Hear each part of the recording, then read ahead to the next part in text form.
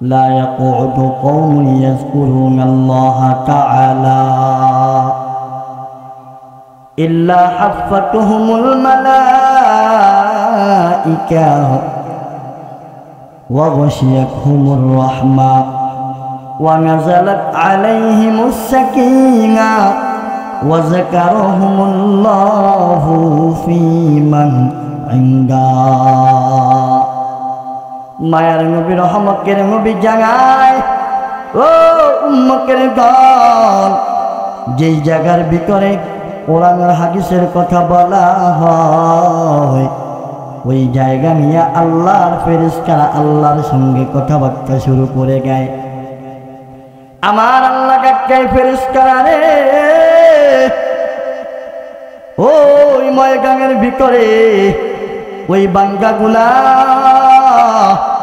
এই শীতের রাতে আরামের বিছানা ত্যাগ করিয়া ঠান্ডা মাটির ভিতরে বৈশা রইছে। ও ফেরেশতারা বল কারা কি আশায় বসছে? ফেরেশতারা বলে আল্লাহ দুনিয়ার কোনো স্বার্থে বসে না, তারা একমাত্র তোমাকে পাওয়ার জন্য ওই ময়দানের ভিতরে বসছে।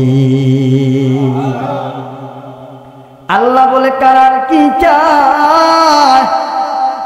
ফেরেশতারা গাইয়া বলে আল্লাহ কারা তোমার জান্নাত চায়, তোমার জাহান্নাম থেকে কারা বাঁচতে চায় গো মাওলা। আমার আল্লাহ জানে গায় ফেরেশতারা রে ভালো করে শুনে নাও, যেই বান্দাগুলা দুনিয়ার এই মাটির মধ্যে কষ্ট করিয়া বৈশা রয়েছে, দুনিয়ার কোনো স্বার্থে বসে না, আমি আল্লাহ তাদের জীবনের সব গুনাহ মাফ করে দিলাম। শুধু তাই নয় ফেরেশতার দল আমি আল্লাহ ওই বান্দাগুলার জন্য আল্লাহর জান্নাত অবধারিত করে দিলাম। এই জন্য বসলে লাভ না ক্ষতি আছে? এ জোরে কন লাভ আছে? কোরআনের মজলিসে বসলেই আল্লাহ তাআলা দাম বাড়ায় আগে।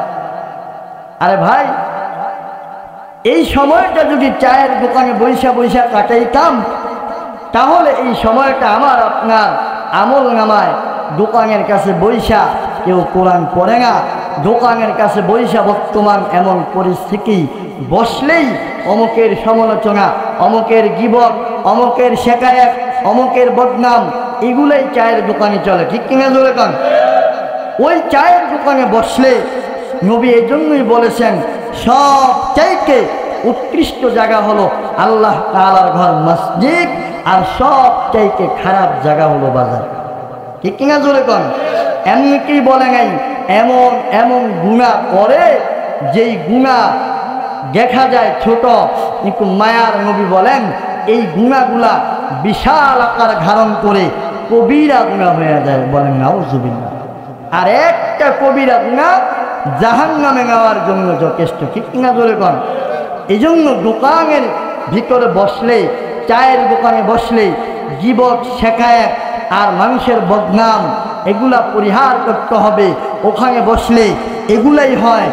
আর আল্লাহর কোরআনের মজলিসে বসলে, হাদিসের মজলিসে বসলে যদি কোনো আমল ভবিষ্যতে নাও করতে পারি, কিন্তু কোরআনের মজলিসে বসার কারণে আল্লাহ রাব্বুল আলামিন বান্দার দাম বাড়ায়া দেয়।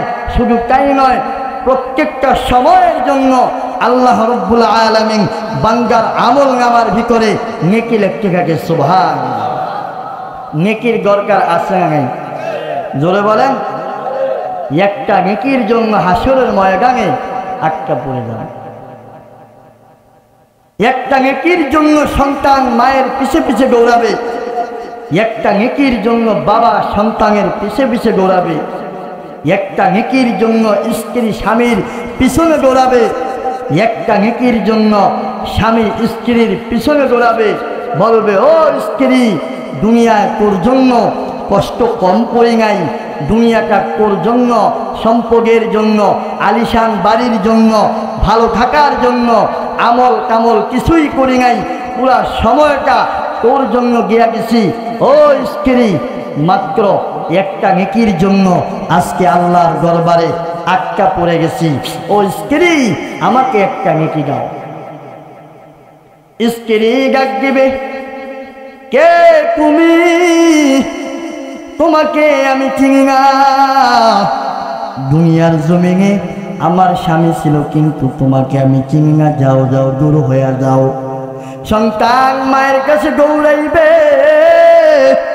ও মা, দুনিয়ার জমিনে বড় কষ্ট করিয়া করিয়া আমাকে লালন পালন করছো, আজকে হাসরের ময়দানে আসার পর একটা নেকির জন্য আটকা পড়ে গেছি। ও আমার বাবা, গাও একটা নেকি গাও। বাবা বলবে, দুনিয়ার জমিনে তো আমি বিবাহই করি নাই।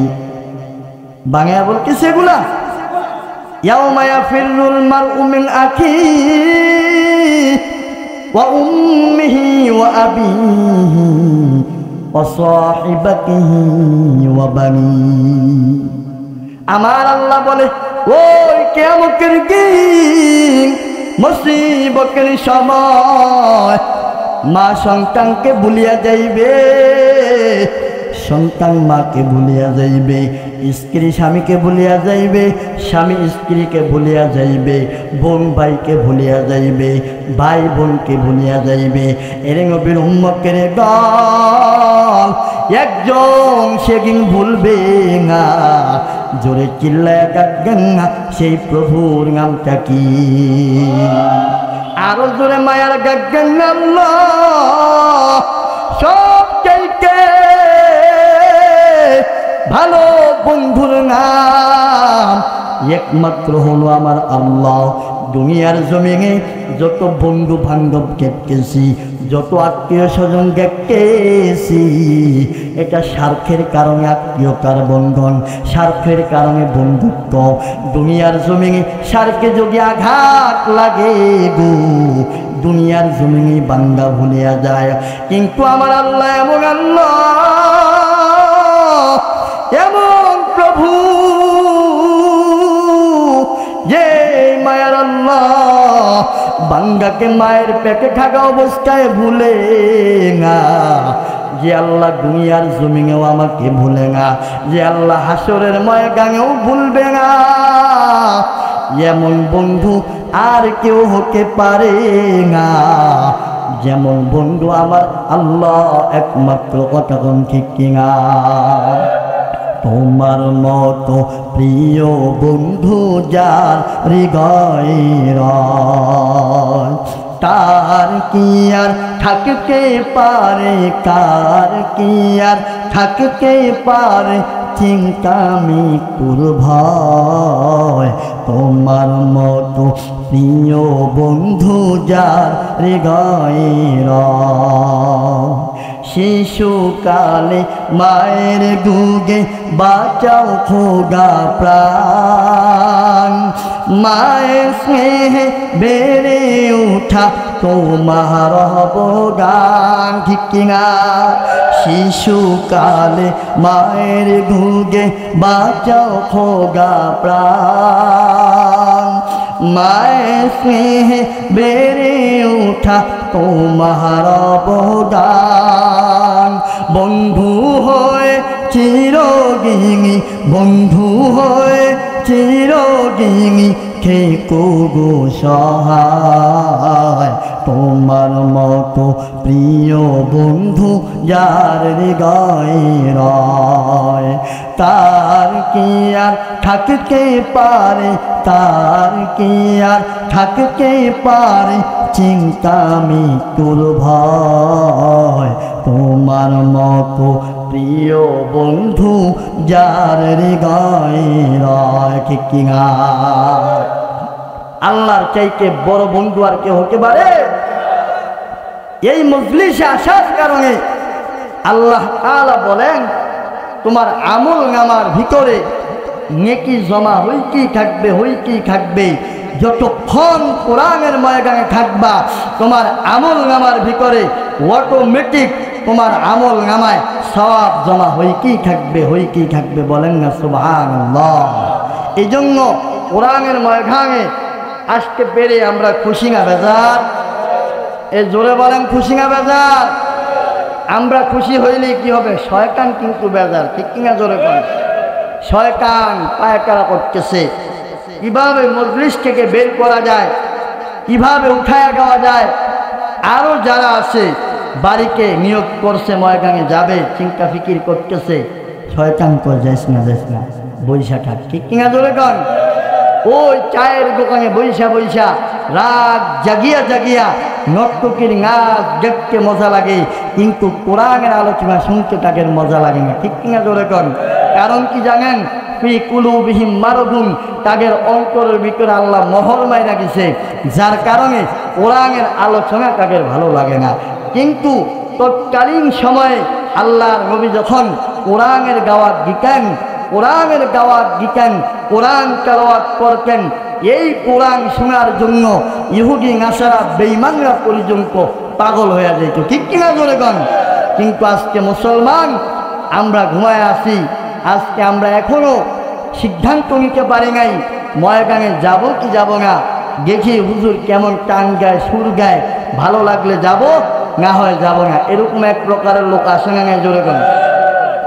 অভাব নাই মুসলমান, কোথায় ঘুমিয়ে আসো? আজকে বাংলার জমিন মুসলমানদের জমিন, আমাদের হুঁশ নাই। বেঈমান নাস্তিক মুরতাদ সেই সন্ত্রাসী সংগঠন ইসকন নামের এই সন্ত্রাসী সংগঠনের মাধ্যমে আমার বাংলাদেশে মুসলিমদের একজন আইনজীবীকে কুপিয়ে হত্যা করা হয়। আর এখন আমরা মুসলমান, আমরা নীরবতা পালন করতেছি। আমাদের ইমান থেকে আওয়াজ উঠে না, ও নাস্তিক মুরতাদ বেঈমান ইসকনের শত্রুরা, বাংলার জমিন থেকে ইসকনকে নিষিদ্ধ করা হোক, ঠিক কিনা জোরে কন? বাংলার জমিন মুসলমানদের জমিন, হিন্দু বৌদ্ধ খ্রিস্টান সম্প্রীতির জমিন। আজকে আমরা নীরবতা পালন করতেছি। আমাদের দেশে হিন্দুরা অন্য ধর্ম যারা আছেন রাজার হালতে আছে, কিন্তু তারা বাংলাদেশে বসে বসে সেই কথিত স্বৈরাচারের পা চাটা গোলাম জেরি, ওগুলা এখনো তাদের ষড়যন্ত্র বন্ধ করে না, ঠিক কিনা জোরে করে? কারণ কি জানেন? আজকে এই যেগুলা ষড়যন্ত্র করতেছে সত্যিকার হিন্দু যারা, তারা এই যে কয়েকদিন আগেও টিভিতে আইসা কাগের সাক্ষাৎকার দিতেছে, কোনো সমস্যা কাগের নাই। কিন্তু কথিত স্বৈরাচারের পা যারা চাচ্ছে কখনকার সময়ে, আজ তো ইন্ডিয়ার কাবেগারি করে সেই স্বৈরাচারের গোষ্ঠীরা, সেই ইসকন নামের সন্ত্রাসী সংগঠনের লোকেরা বাংলাদেশের সম্প্রীতিকে নষ্ট করতে চায়। কিন্তু আজকের মাহফিল থেকে আমরা বলে দিতে চাই, বাংলাদেশ সম্প্রীতির দেশ। এই দেশে হিন্দু বৌদ্ধ খ্রিস্টান আমরা ভাই ভাইয়ের মতো চলবো। কিন্তু তাই বলে আমার দেশের মুসলমানদের গায়ে তোমরা আঘাত করবা, এটা বাংলার মুসলমান কোনোদিন মেনে পারে না, ঠিক কিনা জোরে কন? এই জন্য আমরা মুসলমান, আমরা আমাদের আগব বজায় রাখবো, আমরা আমাদের সম্প্রীতি বজায় রাখবো। কিন্তু যদি অতিরঞ্জন করা হয়, বাংলার মুসলমান যদি একবার খেপে যায়, তাহলে তোমরা পালাইবার জায়গা পাবে না, ঠিক কিনা জোরে কন? এই জন্য ভালো আছো, ভালো থাকো, মুসলমানদের গায়ে আঘাত করে তাদের ইমানি জজবাকে লাড়া দিবা না, তাহলে তোমরা বাংলার জমিনে টিকতে পারবা না, ঠিক কিনা জোরে কন? এই জন্য ভাইয়ের আমার, মুসলমান জাগ্রত থাকতে হবে, হুঁশিয়ার থাকতে হবে। মনে করিলেন না বাংলাদেশ স্বাধীনতা দ্বিতীয়বার অর্জন করেছেন, স্বাধীনতা অর্জন করা যেমন কঠিন, তার চাইতে বেশি কঠিন হলো বাংলার জমিনের এই স্বাধীনতাকে ধরে রাখা, ঠিক কিনা জোরে কন? দেখেন না কতভাবে আসে, রিক্সা লীগ হয়ে আসে, তারপরে স্বেচ্ছাসেবক লীগ হয়ে আসে, তারপরে হিন্দু লীগ হয়ে আসে। একজন দেখবেন মিডিয়াকে আসছে, হিন্দু সাইজা স্লোগান দিতেছে, হিন্দুদের স্লোগান আইসা পড়ছে জয় বাংলা, আল্লাহ প্রকাশ করে রেখেছে, ঠিক কিনা জোরে কন? এই জন্য আমরা সোচ্চার থাকতে হবে, এলাক থাকতে হবে, তাহলেই কথিত স্বৈরাচারের দোসর যারা বাংলার জমিনে আছে, তারা কোনো ষড়যন্ত্র করে আমাদের ঐক্যকে নষ্ট করতে পারবে না, ঠিক কিনা জোরে কন? আমি আপনাদের সামনে আয়াত কারিমা তেলাওয়াত করেছি, ইন্নাল্লাযীনা আমানু ওয়া আমিলুস সালিহাত কানাত লাহুম জান্নাতুল ফিরদাউসি নুজুলা। এর নবীর উম্মতের দল আমার আল্লাহ জানায় দেয়, তোমরা যদি আল্লাহর জান্নাতের ভিতরে ঢুকতে যাও, তোমরা যদি আল্লাহর জান্নাত পেতে চাও, তাহলে দুইটা আমল করো। জোরে বলেন কয়টা আমল? আমার আল্লাহ বলে দুইটা আমল। এই দুই আমল যেই বান্দা করতে পারবে, আমার আল্লাহ বলেন কাদেরকে চিরস্থায়ী জান্নাত দান করবে।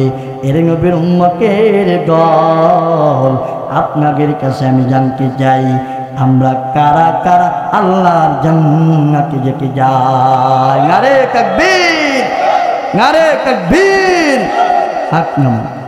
আমরা সবাই আল্লাহর জান্নাতে যেতে যাই, কিন্তু আল্লাহর জান্নাতের কাজ করতে রাজি না। দুনিয়া নিয়েই ব্যস্ত, দুনিয়া নিয়েই ব্যস্ত।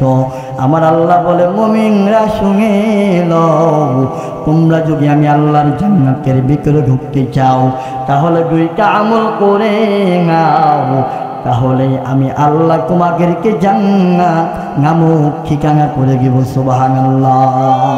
জান্নাত চির সুখের ঘর, জান্নাত চির সুখের ঘর, যোগী জানকে ওগো তুমি, মায়া ঘেরা রঙি পৃথিবী নয় তো সুখের খনি।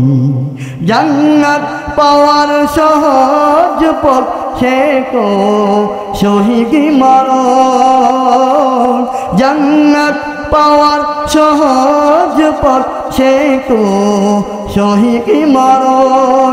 শহীদ হলে খোদার রাহে, শহীদ হলে খোদার রাহে, তবে জান্নাত পাবে তুমি, মায়া ঘেরা রোগী পৃথিবী নয় তো সুখের খনি। আল্লাহ বলে মুমিন, আমি আল্লাহর জান্নাত যদি পেতে যাও, দুইটা আমল করো, বেশি আমল দরকার নাই।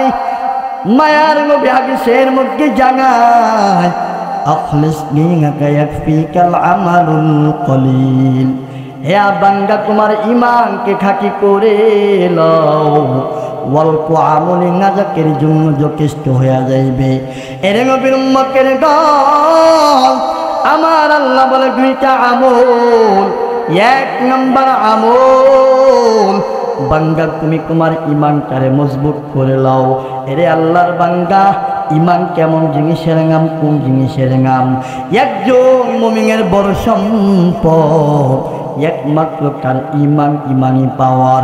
এরে আল্লাহর বান্দা, যার ঈমান নাই সে হলো বেঈমান। বেঈমান হয়ে আল্লাহর কবরে যদি যাও, আল্লাহ বলে তোমার জন্য জাহান্নাম।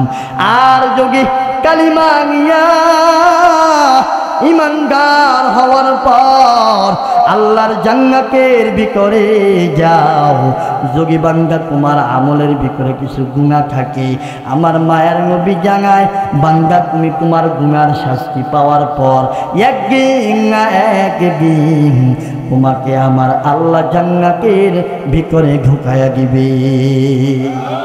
এই জন্য ঈমানের বড় দাম। ঈমান ছাড়া আমলের কোনো দাম নাই। এর আল্লাহর বান্দা, যার ভিতরে থাকবে ঈমান, ওই আল্লাহর বান্দার জন্য আল্লাহ জান্নাত রাখিয়া দিয়েছেন। এখন ঈমান কোন জিনিসের নাম?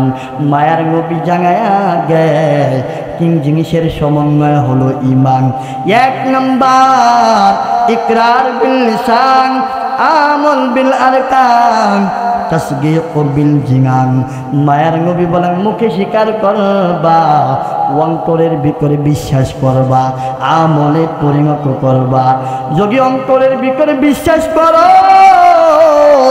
আল্লাহ হলো এক, আল্লাহ ছাড়া কোনো মাবুদ নাই, একমাত্র ইবাদত পাওয়ার যোগ্য আমার আল্লাহ, আল্লাহ ছাড়া কোনো ইলাহা মানি না, রিজিক দেনেওয়ালা একমাত্র কে? আরো জবান খুলে আওয়াজ দেন কে? রিজিক দেওয়ার মালিক আমার আল্লাহ, খাওয়ানোর ওয়ালা মালিক একমাত্র আল্লাহ, বিপদ দেওয়ার মালিক আল্লাহ, বিপদ থেকে উদ্ধারকারীও আমার আল্লাহ, সব কিছুর মালিক একমাত্র হলো আমার আল্লাহ। এর নবীর উম্মতের দল, এই বিশ্বাস অন্তরের ভিতরে থাকতে হবে, জবানে স্বীকার করতে হবে, আমলে পরিণত করতে হবে। কিন্তু আমাদের ভিতরে এমন ঈমান, আজকে মুসলমান একটু যদি মুসিবতে পড়ে যায় আল্লাহকে গালাগালি করা শুরু করে দেয়। আল্লাহ কি শুধু আমাকে দেখছে আর কাউকে দেখে না? বলে কি বলেন? এটার ভিতরে ঈমানের ভিতরে ভেজাল। ও নবীর উম্মতের দল,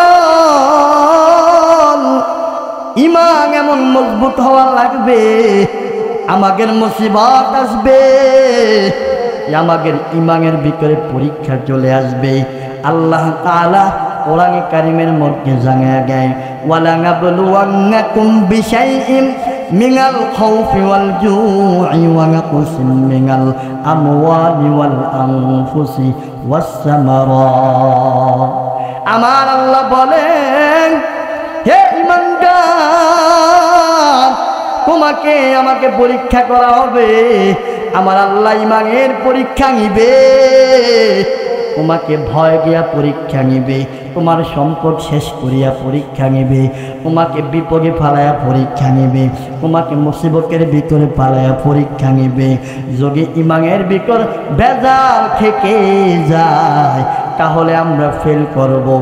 আর এমন ঈমান, যে ঈমান এমন পাওয়ারফুল ঈমান, যে ঈমান এত মজবুত, যে ঈমান হযরত বেলালের ঈমান, যেই বেলাল শত কষ্ট পাওয়ার পরেও আল্লাহর পক্ষ থেকে ঈমান আনার পর বেলাল ঈমানটা ছাড়ে নাই।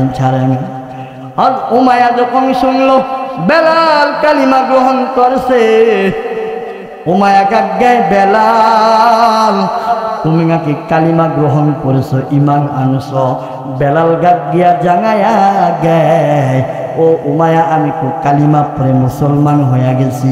এরে উমাইয়া ভালো করে শুনে লো, আমি ওই আল্লাহর উপর ঈমান আনলাম, যে আল্লাহ আমাকে খাওয়ায় তোমাকে খাওয়ায়, ওই আল্লাহর উপর ঈমান আনলাম, যে আল্লাহ আমাকে লালন পালন করে তোমাকেও করে।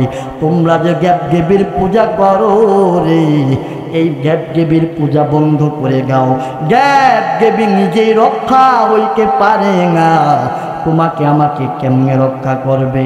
তোমরা যে বটগাছের পূজা করো, তোমরা যে আগুনের পূজা করো, তোমরা যে বিভিন্ন কিছুর পূজা করো, এই পূজা বন্ধ করে দাও। এই পূজা করলে তোমরা নাজাত পাইবা না।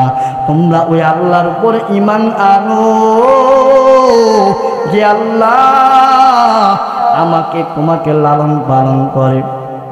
উমাইয়া ডাক দিয়া বলে, বেলাল কাকে তুমি ধর্মের জ্ঞান দাও? তুমি তো হলো আমার গোলাম, কার পারমিশন নিয়ে তুই ঈমান গ্রহণ করেছ? বেলাল ডাক দিয়া বলে, রে উমাইয়া রে, আল্লাহর উপর ঈমান আনার জন্য কারো পারমিশন লাগে না। উমাইয়া ডাক দিয়া বলে, বেলাল তুই কি ঈমান ছাড়বি না? তোকে আমি শাস্তি দিব। বেলাল ডাক দিয়া কয়, রে উমাইয়া, এমন ঈমান আমার অন্তরে ঢুকাইছি, যত কষ্ট দেওয়া লাগে দেই, তারপরেও ঈমান ছাড়ব না। উমাইয়া কয়, রে এলাকার লোক, ও আমার সঙ্গে আসো, বেলালের হাতের মধ্যে বাঁধো, বেলালের পায়ের ভিতরে বাঁধো। এমন বাগার পর বেলালকে টাঙা হেঁচড়া করা শুরু করে দেয়। বেলাল ডাক দিয়া বলে, উমাইয়া এই কষ্ট দিয়া লাভ নাই, আমি আমার আল্লাহর উপর এমন ঈমান আনছি রে, তুই যদি শাস্তি দিতে দিতে আমার মৃত্যু হয়েও যায়, তারপরও আমি আমার সিনা থেকে ঈমান নামক দৌলত 1 সেকেন্ডের জন্য ছাড়ব না। ও মায়া গাক দিয়া কয় বেলাল তুই কি ইমান ছাড়বি না?